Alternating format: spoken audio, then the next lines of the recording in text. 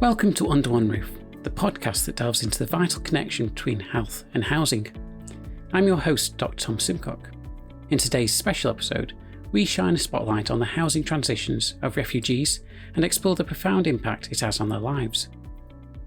Now more than ever, it is crucial to understand the experiences of refugees within the housing system. Despite the centrality of accommodation to the refugee experience, there remains a striking lack of knowledge about how refugees navigate their housing transitions and the effects of housing systems and policies on their well-being. Our discussion centres around the findings of an important research project called Homeward, the housing transitions of refugees. This research and this podcast episode were co-funded by the European Union Asylum, Migration and Integration Fund as part of the Refugee Integration Yorkshire and Humber project. Project partners include Migration Yorkshire and the University of Huddersfield.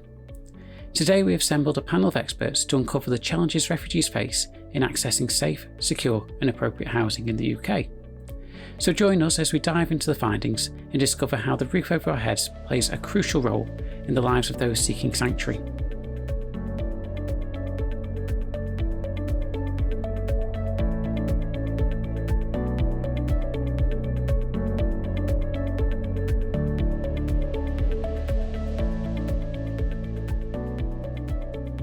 Today we have a special panel discussion focused on the findings of the research project Homeward, the housing transitions of refugees. Joining us are experts who have played instrumental roles in this research and are deeply invested in understanding and improving the housing experiences of refugees. I'm delighted to introduce our panellists. I'm Phil Brown from the University of Huddersfield. And I am Akosiwa, a community researcher at Migration Yorkshire. And I'm Santokh Gill, a senior lecturer at University of Huddersfield. I'm Bridget Young, director at the No Accommodation Network, or NACOM. Welcome everyone, and to start off, I'd like to thank you all for joining us on this episode today. It's great to have you here. So to start off, I'd like to ask you about the project itself. What motivated its creation and why is it particularly important at this present time? Yeah, thanks, Tom. So I think there's a couple of different threads to that. One is that it's a natural follow-on, is this project which you've invited us to speak about today, which in essence looks at the housing pathways that refugees have taken and have been available to them. And it's natural progression from a series of pieces of work that we've done with Migration Yorkshire, who's the regional strategic migration partnership for the Yorkshire and Humber region, but whose work kind of spreads beyond that to some extent. And we've done some work over the last few years looking at integration of refugees and other and third country nationals more generally. And a recent piece of work that we undertook looked at the way in which different stakeholders and to some extent non-traditional organisations in the integration sphere supported the integration of refugees and other migrants. And one of the things that came out from there was the fundamental role that housing actors played in the lives of refugees and their settlement in the UK. But in actual fact, their, I wouldn't say absence in the refugee settlement landscape, but noticeable lack of presence to some extent. So that was one thing. We wanted to have a look at housing specifically because of the way in which refugee integration is actually delivered through the vehicle of housing. That whole policy of settlement of asylum seekers and refugees is housing led. So that's fundamental. And the second reason was a very personal reason, in that in the late 90s I was a refugee resettlement worker within Leeds City Council, supporting firstly Kosovan refugees and then more broadly asylum seekers across Leeds. And for many years after that, I was really interested in the long-term role that housing had played in the lives of people settling in the UK. So that's always stayed with me, and I've been connected to that in various ways since working more fundamentally in terms of housing, in terms of the research that we've done. And I think when we put the project together, I think it was about into 2019, 2020, that sort of time. It was, of course, before some of the most significant movements of refugees have been undertaken to the UK and across the world. That of Afghanistan, the events that unravelled in Afghanistan, and the war in Ukraine, both of which where housing has played such a significant role in how we as a country and how a system have had to adapt to accommodate people at crisis. And so from a fate of circumstance, really, our initial project looked at 30 years of settlement to the UK. But here we were quite quickly dealing with a situation where housing, and to some extent the lack of housing, was creating some real significant problems in how we as a country responded to these massive movements of individuals who needed sanctuary. And so that's where our research sort of enters, really. Thank you, Phil. And I think what you said there about, sanctuary being important is housing, I think, is one of those key sort of themes across our work and the podcast as well. And could you elaborate on the ways in which the housing crisis has significantly impacted refugees' opportunities to access safe housing, safe, secure and appropriate housing in the UK? So I think one of the things that everybody's experiencing when we think about the housing crisis is it's multifaceted, as everybody keeps talking about, and it's a crisis of supply, yes. It's a crisis of access. It's a crisis of affordability. It's a crisis of quality. And people with roots in the UK, long-standing Indigenous roots in the UK, experience some of the worst impacts of all those crises. When you come to the country, to the UK, experiencing trauma and persecution because of your reasons for arrival means that those effects are amplified significantly, and it impacts on you depending on which route you take it. You come in as well. So if you come in on a supported resettlement route, there is a semblance of some support around you to help you settle. Another question which we might get into about whether that support is effective and how that's delivered. When you come through an asylum pathway, that support is almost completely absent, and your experience of the pathway itself, it re-traumatizes an individual that's subject to it. So the crisis itself means that you are have the least chance of being able to afford decent accommodation. People are faced with living in low quality accommodation, and they're often in temporary accommodation. Thank you, Phil, for that insight. That's really interesting. And we'll come on to that important topic of the support provided through these routes shortly. Santokh, based on the research, what do we know about the housing outcomes for refugees, and what are some of the gaps? Thanks, Tom. Well, for my research and actually listening to the voices and the narratives of refugee participants we spoke to, over that past 30 years, it's clear that refugees are a varied group with differential experiences and needs, and their housing experiences are very much influenced by the time and context of their migration.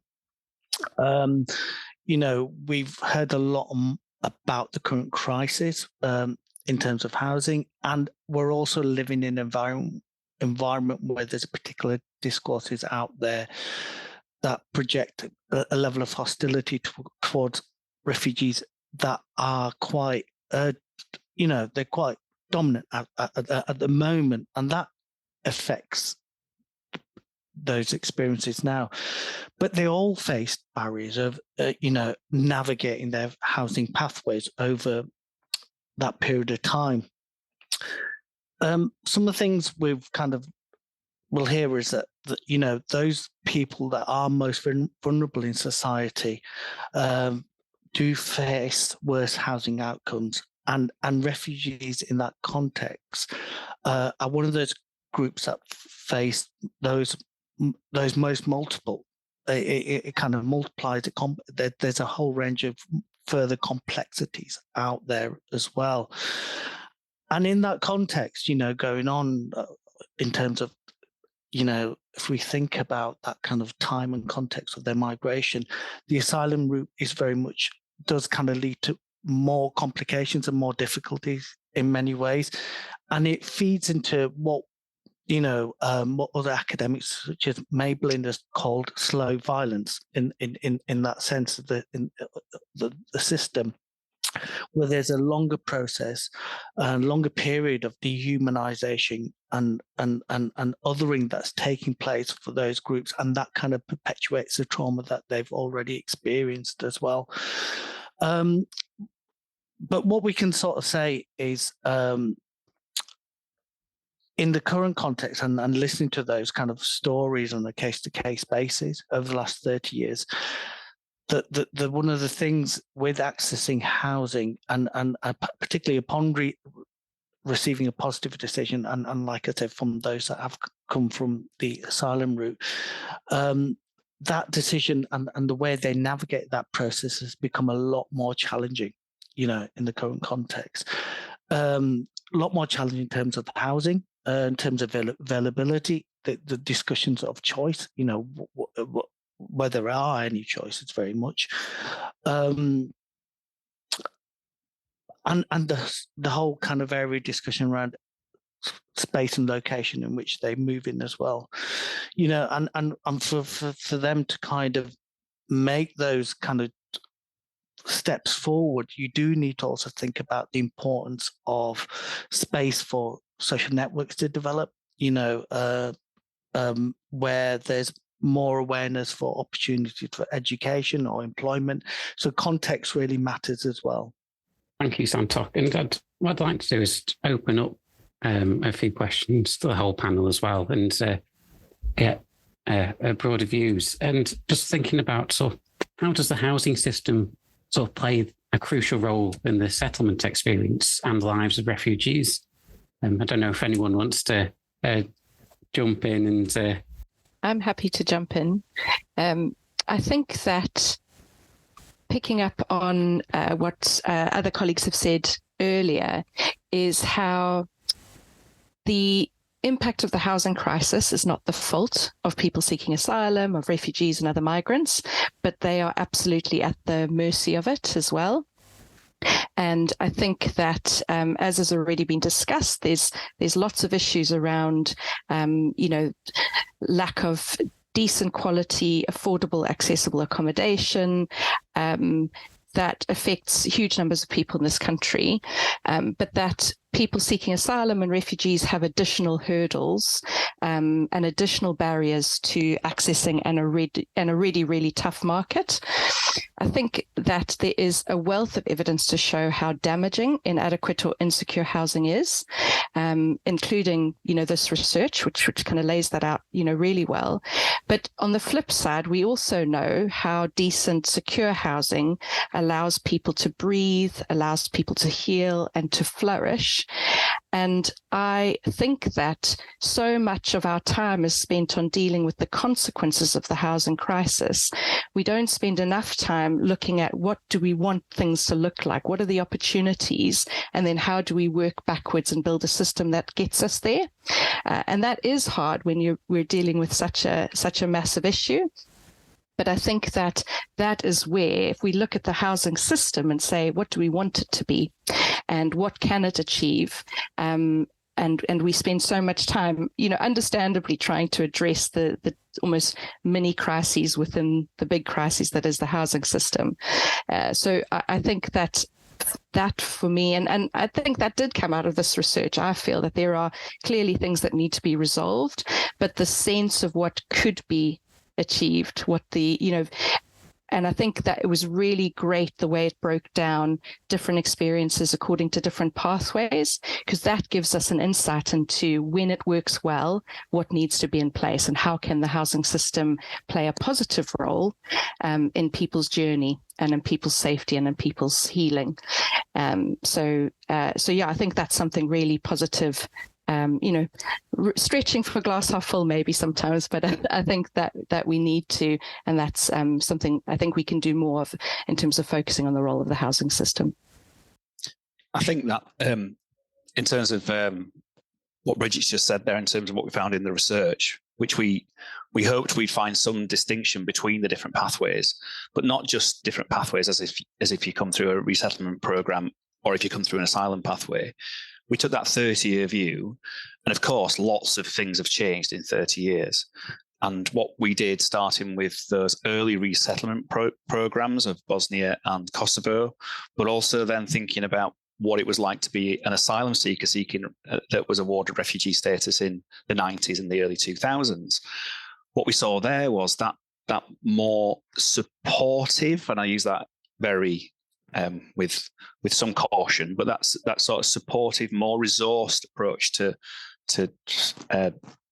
supporting people through the early steps of being a refugee in the UK meant that there wasn't this long-term incidence of sofa surfing and hidden homelessness and being accommodated in quite expensive temporary accommodation over and over again, which adds more precarity to people's wider life, which inhibits people to access the labour market, which prolongs people using welfare.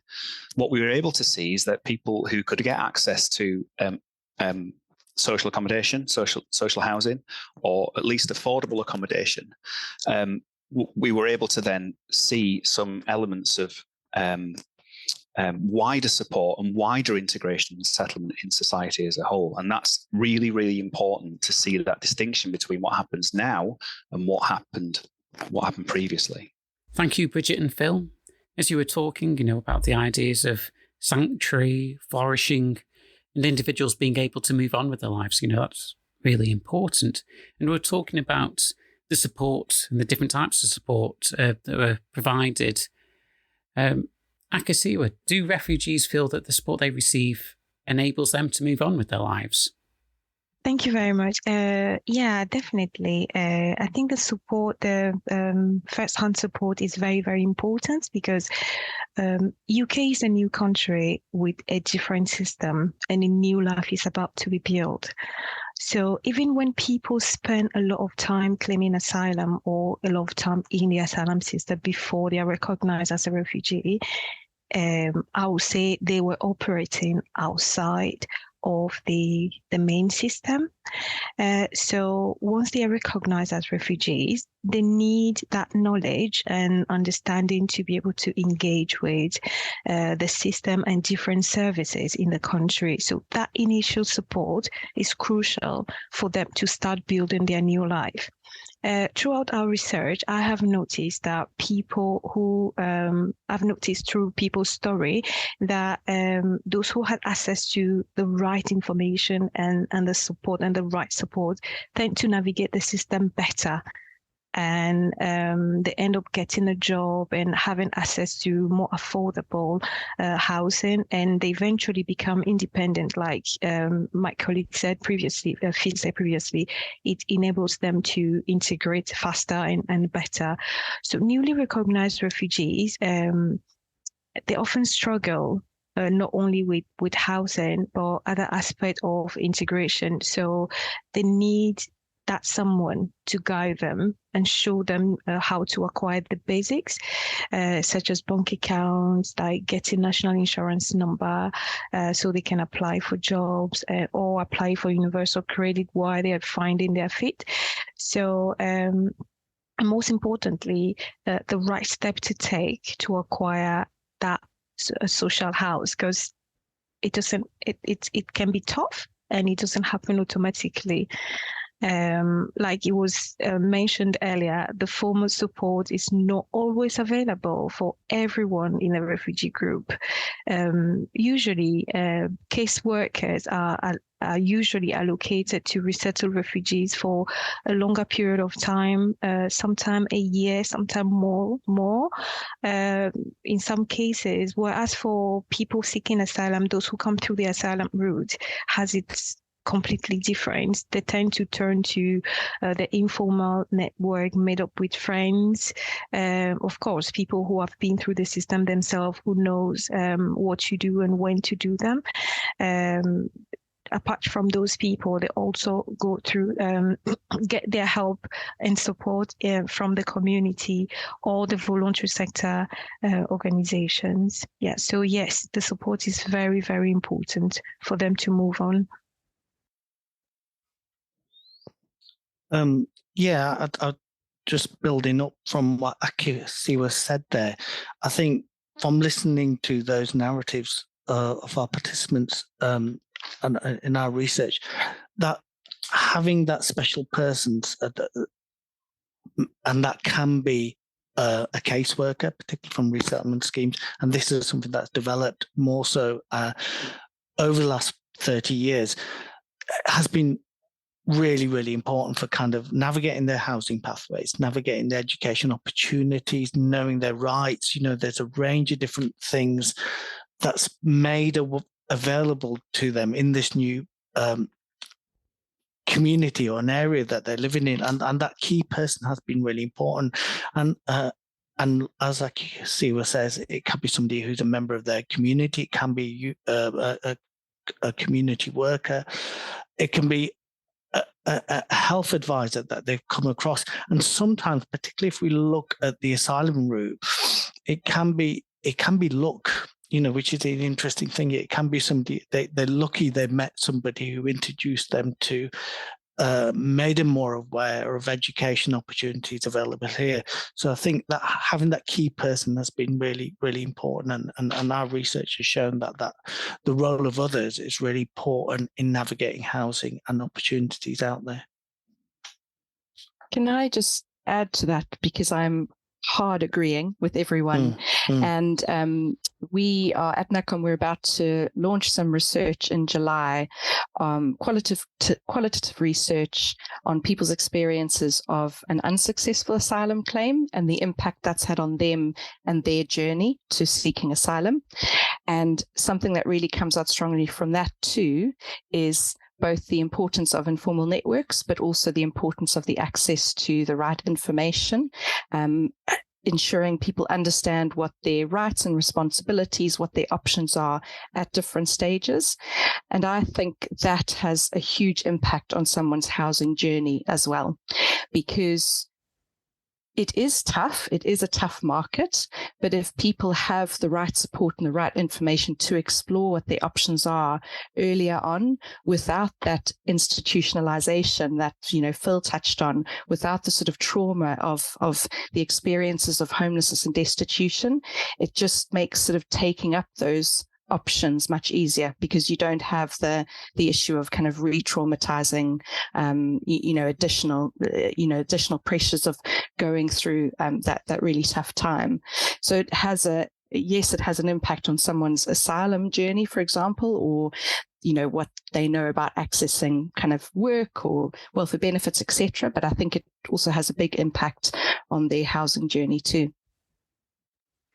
I think what we've seen over time as well is the rise of the individual who are supporting refugees and asylum seekers as well, but refugees. And that's kind of epitomised most recently in the Homes for Ukraine work, where people who may have never really reached out to work and support people who have sought refugee status and sanctuary in the UK have kind of come forward in vast numbers, which has been so inspirational on some level.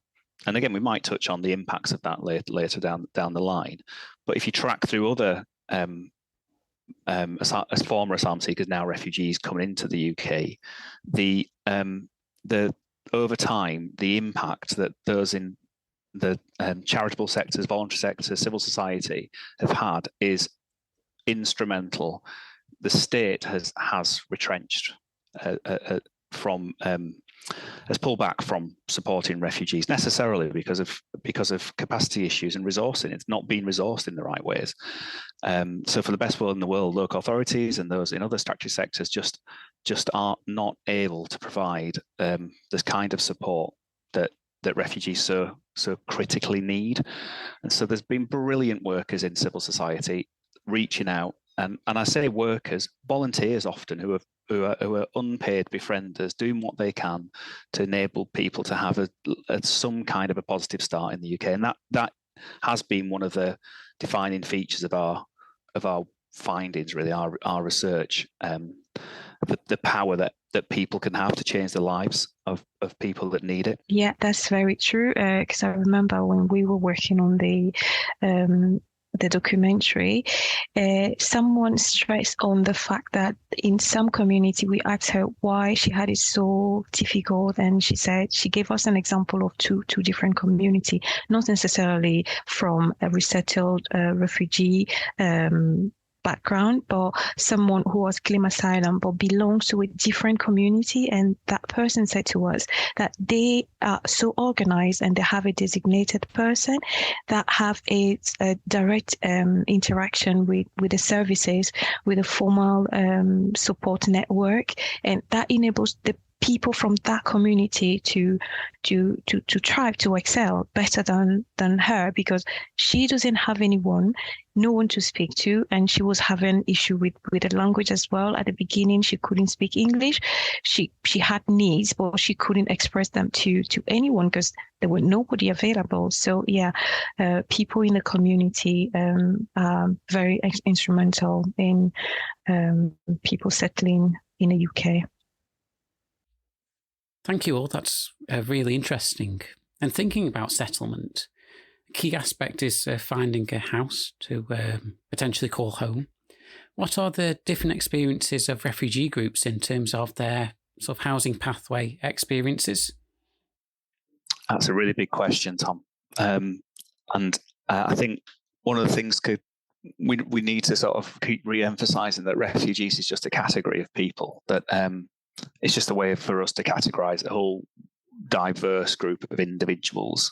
And one thing we should also restate is actually achieving refugee status is a really high bar. You know, you have to demonstrate quite a significant amount of evidence to be given refugee status, to be awarded refugee status.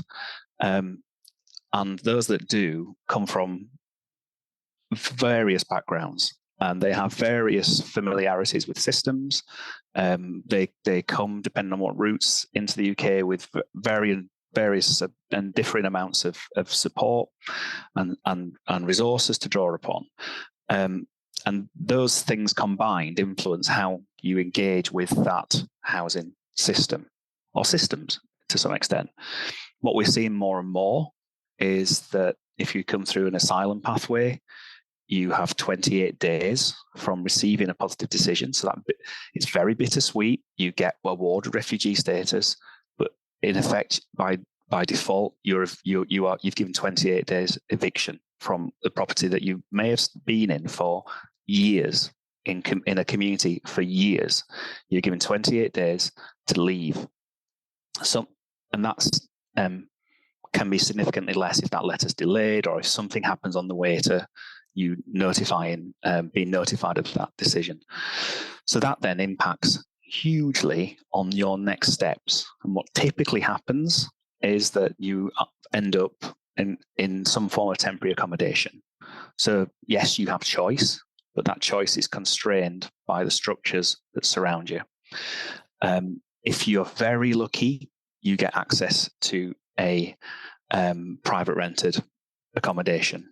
It's incredibly rare now for people to access social housing after after the asylum system. Not completely impossible, and it does depend on where people are awarded status.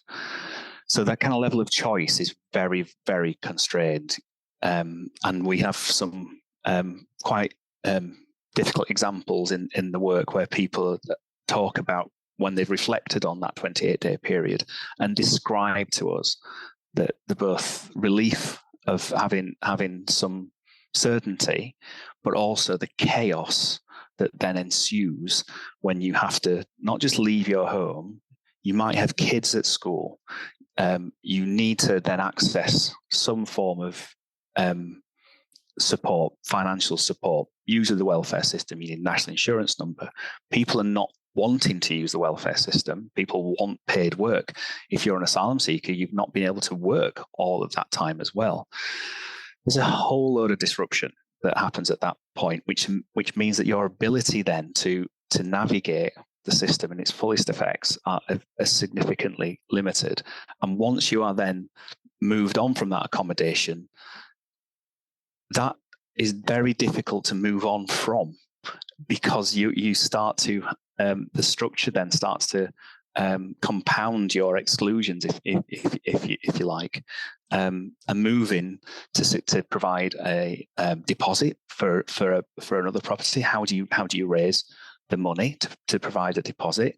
How do you then engage with all the bureaucracy that goes on with the private rented sector? And that's with a rental system that is targeted against people that are more risky than others. So if you're seen as particularly different in some way, the system is stacked against you, because of the onus on you to ensure to the landlord that you're a safe bet for them. I think to add to that, like Phil said, this is, we talk about refugees, it's a category. These are individuals who have their own life experiences, had their own life experience and histories before they arrived in the UK, and then have their own journeys once they arrive in the UK. Something that always strikes me is that we're talking about people who are navigating a very complex, hostile system, both the asylum and immigration system and the housing system. It's really tough enough as it is, as Phil just laid out. But these are also people who are fleeing war, persecution, coming with a huge amount of kind of trauma, but also coming with a huge amount of strengths and experiences and, really just complex individuals like we all are. And there's not enough focus in the system or leeway or acceptance in the system of that. We expect a lot of people. I think the 28 days notice is like a key example of that.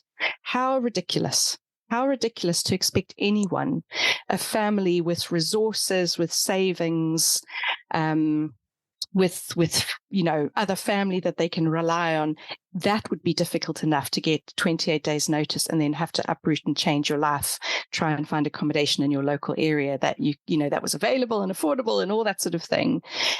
So then to expect people who've very possibly been are coming with kind of trauma because of what they're experiencing, what they've fled, but also potentially have been re-traumatized by the system in a brand new country. Even if they've been here for a while through the asylum system, they're suddenly being pushed into the mainstream system without always the right sort of information about their rights and responsibilities like we've spoken about.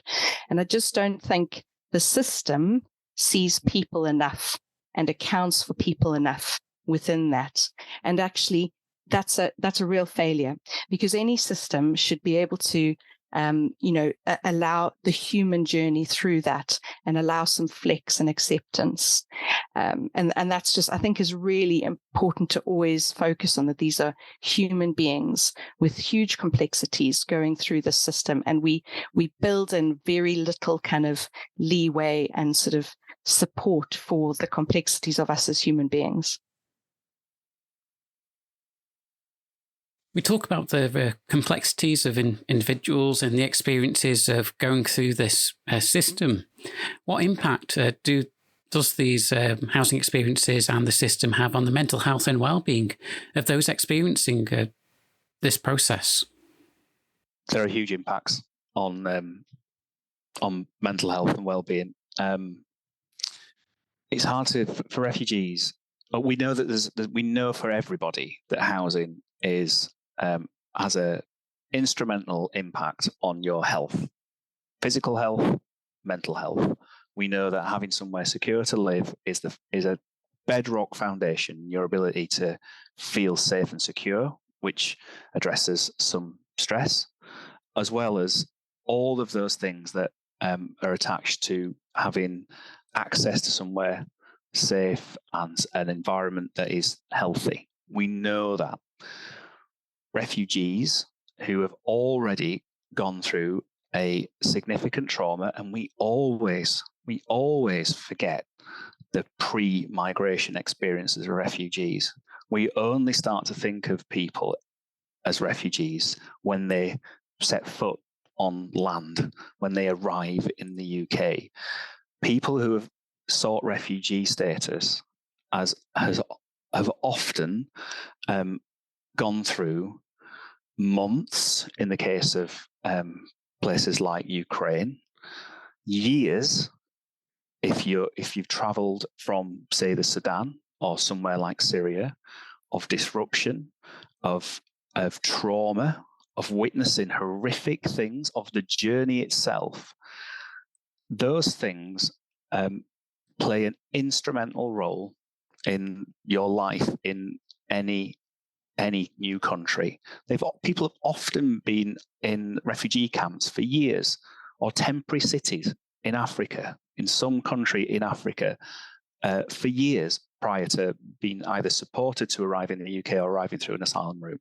If you then are placed in some area that might not be a particularly cosmopolitan part of the UK, and then you're required to survive on your own without any support, the housing that you can access then, and we all know what kind of housing is like at that kind of, just say it's not the bottom end of the private rented sector, those that, you know, the most affordable homes in the private rented sector, they're not always in the best locations. They're not always facilitated very, very well. They have very limited outdoor space in quite urban built up areas. These all have amplify those pre-migration experiences, and that can have significant impacts on people's mental health. And we've seen that in our work, that the incidences of depression, of anxiety, are significant across the population, and are even more so and more amplified in the children of refugees as well.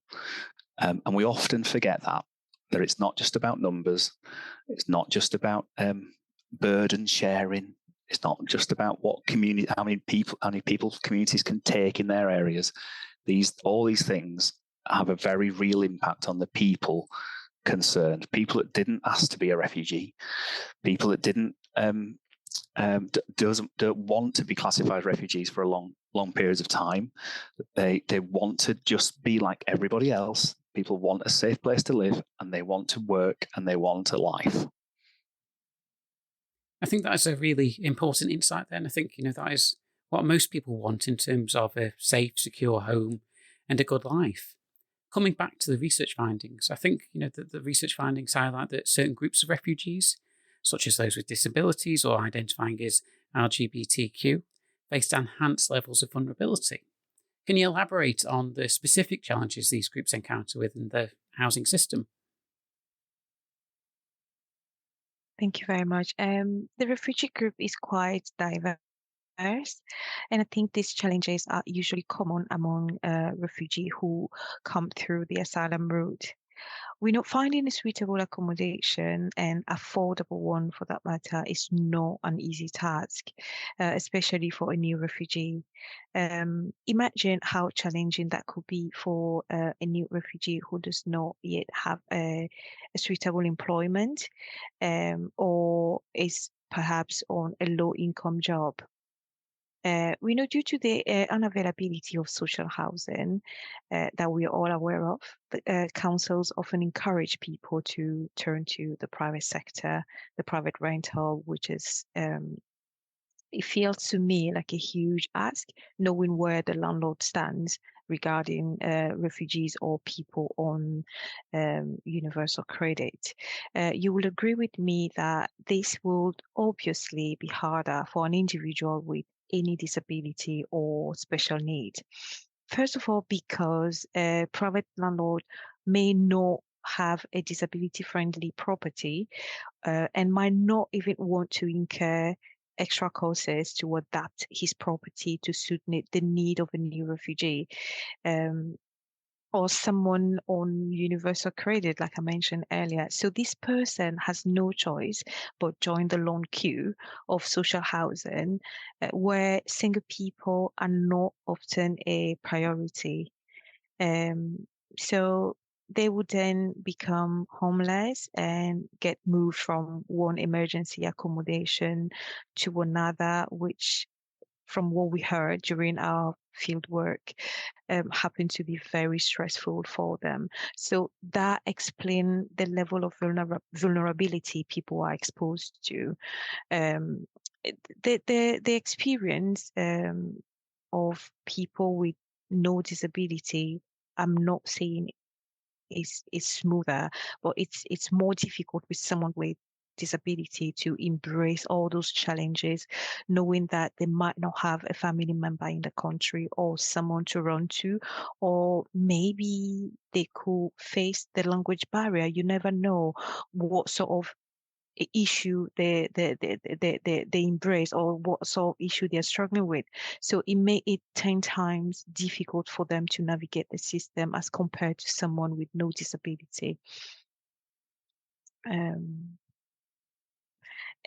Also, a private landlord, we know they are more into profits, and they're not so much, they're not always compassionate. I don't want to say that's always the case, but a lot of the time they're not always compassionate. So it might be the case for someone with who identify differently or who identify as LGBT, part of the LGBT community.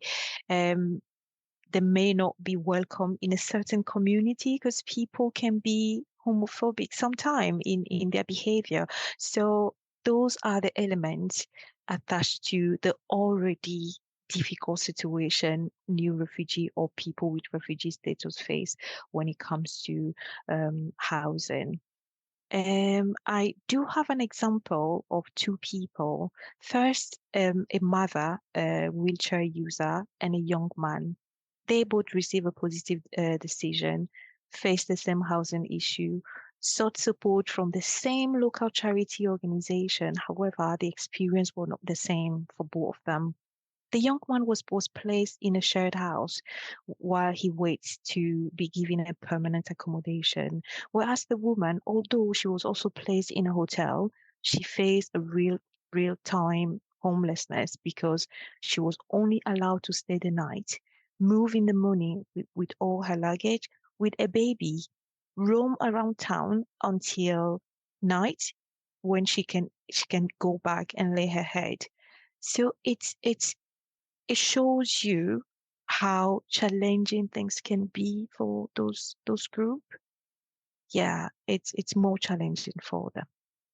Sounds very difficult, and for these groups, it appears that the challenges already been experienced are being further amplified.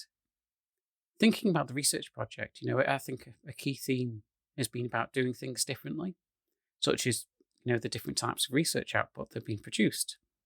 Part of this is that the project has also been emphasising the importance of including the voices of community researchers with lived experience. Can you share some insights into the contributions and perspectives that community researchers can bring to the research process, and how this inclusion adds depth and authenticity to the findings? Yes, thank you very much for that question. It's one of my favorites. Community researchers definitely bring different insight to the research project and the research process as a whole. I would start with the project design stage because we were involved. I am a community researcher, and we were involved from the beginning, the project design stage. Community researchers, as I said earlier, they have lived experience, which give them a different understanding of the research topic. This allows them to have different view about the context in which the research is being conducted. It also means that they have an insight, that knowledge of the research as a whole, and which with the expertise of the senior researcher give the research a great balance. If I don't know if I'm putting it right, but if you take their experience coupled with the senior academic researchers' knowledge of the literature, it gives the research a good balance, a project a good balance. Still on the positionality perspective, their relationship with the community of interest help in a way questions are designed. For example, the word we use and how we use them in order to avoid labeling and some cultural shocks. It also gives the project access to the right participant. Sometimes it's difficult for people to trust research projects or participate willingly, but knowing that one of their peers is involved, it gives them reassurance to open up and share their experience. Data collected is therefore richer in insight and more focused. Now, at the analysis stage, I would say having lived experience may not be enough, and doesn't mean they also have a broader knowledge of the literature. But because community researchers' interpretation of the data can sometimes be biased. However, they can pick up on themes or problems that might be overlooked by a senior researcher, for example. And like they say, the input determines the output. So if you put in a rich and more focused data, it gives a certain authenticity to the findings, which encourage other readers or other people the project is targeted to buy into it and know that, okay, this is based on facts and not just ideas. It comes from people with deeper knowledge and understanding of what it is to be a refugee, what it is to go through what is being researched. Thank you, Akosiwa, and it's been a pleasure to work with you on these projects as well. I know I can reflect from the whole project team in saying that. Thank you. I think I just want to re-emphasize that as well. It's we would have made so many errors, no matter how much we can say we've worked with asylum seekers and refugees in the past. Just the fact of doing the research as someone without that experience means that you make loads of assumptions about what it is that you're hearing and reading, and just having Akosiwa and all the other people that we've worked with who have been brilliant on this project has really improved not just what the conclusions we've come to, I think, but how we did that in the first place. And yeah, anybody out there that as undertaking research or engagement or delivering anything for anybody really in community really needs to take a big breath and ensure that people with experience are embedded in and an equal footing as well, embedded in the work that you're doing. It makes it so much it's so much more worthwhile. Yes, it's harder. It makes things a lot can make things slower because of the commitment to equality of input, but it makes everything much richer, much better, and much fairer in the long view as well. And one of the points I think is important is to understand that those personal biographies really matter. Our stories, our lived experiences inform our research. And it's come out of feminist literature, Black feminist literature. The personal is political, and it's really important to have that awareness that we're not kind of creating some objective research that is scientifically, aware from subjectivities and identities. Those identities matter, those experiences matter. And our research has been about providing a platform, for those voices to be heard. And I think some of the varied methods, outputs we've used is to kind of find different ways to kind of highlight those stories as personal biographies by having those voices available, whether they're on an interactive documentary, whether they're in a form of a comic. There's different ways in which we try to bring those stories out. And like Phil and Akosiwa pointed out, they are diverse voices as well, and there are multiple voices. And whilst we try to say, okay, one of the things we can't do is say that they're an essential voice. The diversity is there, but it's just providing a platform for those voices to have input throughout the research process as well. Thank you, Santokh. I think one of the key themes there is about the, inclusion and diversity of voices throughout all, our research projects, and the importance of having that across all the stages as well. Bridget, as the director of NACOM, an organisation dedicated to supporting those facing destitution, how do the findings of the Homeward Bound research resonate with the experiences and challenges you encounter in your work?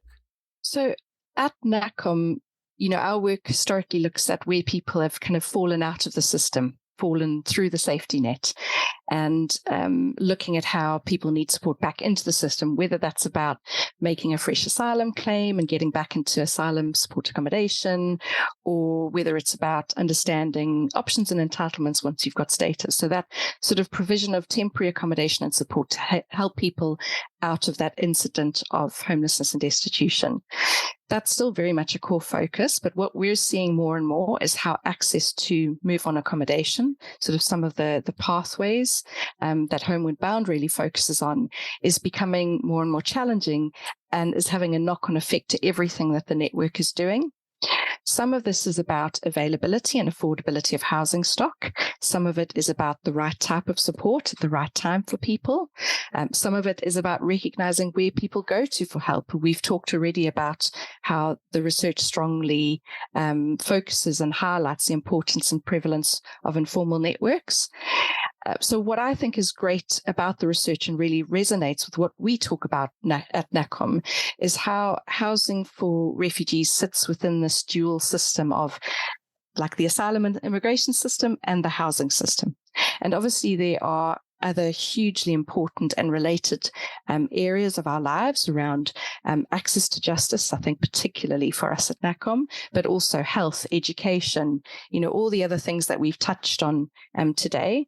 And obviously they're hugely important, but the research really centers on the consequences of refugee housing on the two kind of core areas, the asylum and immigration system and the housing system, and give us pointers as to how to improve things. So look at that, sort of center the issues and the opportunities within the system, but give some step-by-steps as to how we can start to kind of work through it. I think that really resonates both with the challenges we see, but the way we like to break things down and work to improve things. Thank you, Bridget. And it's great to have you here on the podcast, and we value your input and insight in helping us to break down and discuss some of these issues and the research findings. One final question I've got for the panel is, how critical do you feel that secure housing is for refugees for achieving wider social integration and broader social economic outcomes? Housing is fundamental to everybody in society. We all know that. And I think too often we make refugees abstract by using terms like refugee, asylum seeker. If we think about refugees as just being like ourselves, and we know when we are not in a secure home, we don't have certainty of where we're going to be in the next 6 months, 12 months. We know how hard everything is to make plans, to think about work, to think about schools, to think about the future. And that it takes an inordinate amount of personal motivation then to pick yourself up and make that positive contribution. Yet, refugees do that every day. Despite all of that, despite all of those hurdles, despite all of the reasons why not to plan for the future, I have met through this research and in my career hundreds of refugees that are getting on the bus every day, walking every day to get to English classes with the sole reason to get work, to increase their income, to get off benefits if they're on benefits, to improve their working situation. And they're doing that despite a system that's stacked against you, and often a housing system that's incredibly expensive. If we give people more security, people only use that to contribute more to the UK and to be more independent and to be healthier and citizens of their communities. Like Phil said, housing is incredibly important. It's not the end goal or the only end goal in itself, but it really creates I don't know what you want to call it, a platform, a safety net. I use the term platform. It creates a platform from which people can breathe, can heal, can learn, can make friends, can see their kids grow, can, change careers, can, teach other people. It is the thing that we all need to be the best versions of ourselves. And if we think of housing as creating a platform for allowing all of us to be the best versions of ourselves, that will only, I think lead to kind of wider social integration and kind of those socio-economic improvements. I think the other thing, and sorry to end on a bit of a downer, but, I think the narrative that we're really seeing increasing over the last few years has been on seeing refugees at best a burden and at worst dangerous. And if we allow a system, if we have a housing system that allows people to be the best version of themselves, that's also the best way to combat some of that nonsense and that kind of evil rhetoric. So it's really important to get there to positive housing, but it's not the end in itself. It's just the beginning, essentially. It's the beginning of all the good stuff that will lead to society improving.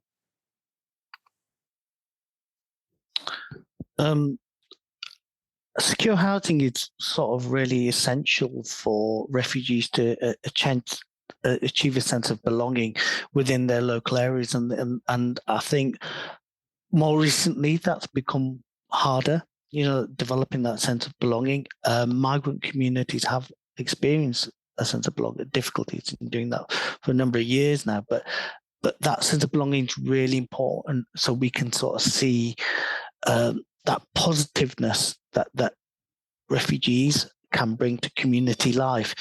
And it's also that sense of belonging is important for them to kind of engage with local opportunities, such as accessing education, employment, all those volunteering opportunities as well. And I think, again, the sense of belonging for me, again, was also important to then a way to kind of given the fundamental, the mental health issues and the severe trauma that many refugees experience, having that secure housing provides a kind of way, and that sense of belonging, to kind of, to deal with those concerns and issues as well. It provides that platform, like we've talked about, and that platform, and to kind of then move on, because that's what they want to do. They want to move on, and that's why that secure housing is so important. I just want to add one or two things to what other people said already. Secure housing is very, very important for people to settle, to thrive, because home is seen as a safe haven, and people fleeing persecution, people fleeing difficulties from elsewhere coming to the UK, all they need is a safe place to stay, is a safer environment to live in and strive.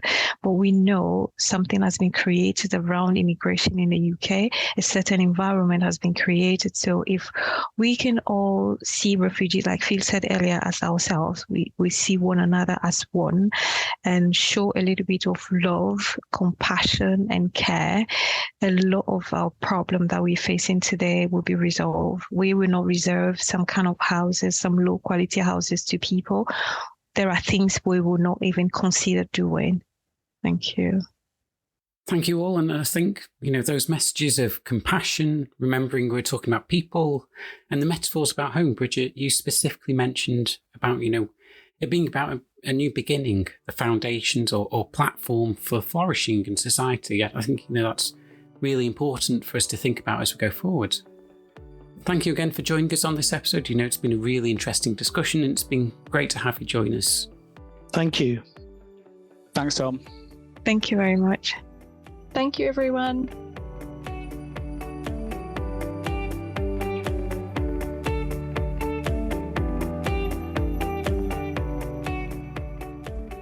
Thank you all for joining us on this episode of Under One Roof. I want to extend my thanks to our guests Phil, Akosiwa, Santokh and Bridget. Your expertise and perspectives has shed light on the critical connection between housing and the refugee experience. To our listeners, thank you for tuning in and exploring this vital connection between health and housing.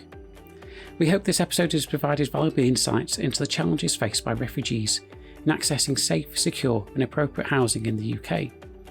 If you've enjoyed this episode, I encourage you to follow our podcast on your preferred platform. By doing so, you'll never miss an episode as we continue to delve into important topics at the intersection of health and housing. Thank you for joining us on this journey, and we look forward to having you with us in the next episode of Under One Roof.